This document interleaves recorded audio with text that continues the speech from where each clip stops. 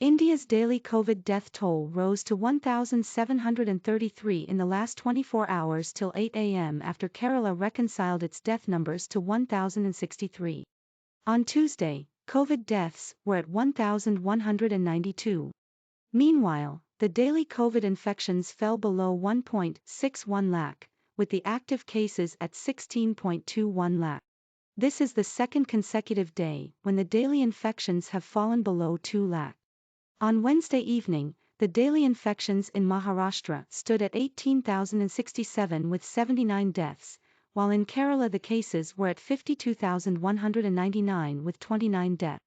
According to experts, COVID deaths are being reported among the unvaccinated and those with comorbid condition. The Health Ministry, in its recent press conference, had cautioned people with comorbid conditions to be more careful during pandemic as they are more vulnerable. Also, some experts are suggesting that patients with comorbid conditions admitted in ICUs for COVID are being deprived of primary health treatment, due to which deaths are happening. The country conducted 17.42 lakh COVID tests on Monday, taking the total number of tests conducted to 73.24 crore so far.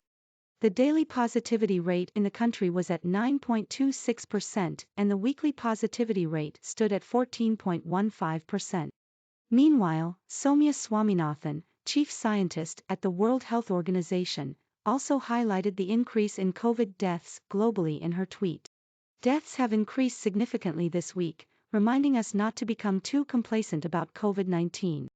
Countries need to take well-thought-through decisions on which public health social measures to lift and which to retain, Swaminathan tweeted. India administered 53.28 lakh vaccine doses till 9 p.m., aggregating to 167.81 crore inoculations so far. The Health Secretary Rajesh Bhushan, in a written letter to all the states/UTs, urged to speed up the vaccination coverage of second dose amongst 15 to 18 age group, along with the completion of first dose in remaining beneficiary. Timely completion of COVID vaccination schedule is important to confer full protection of vaccines to the recipient.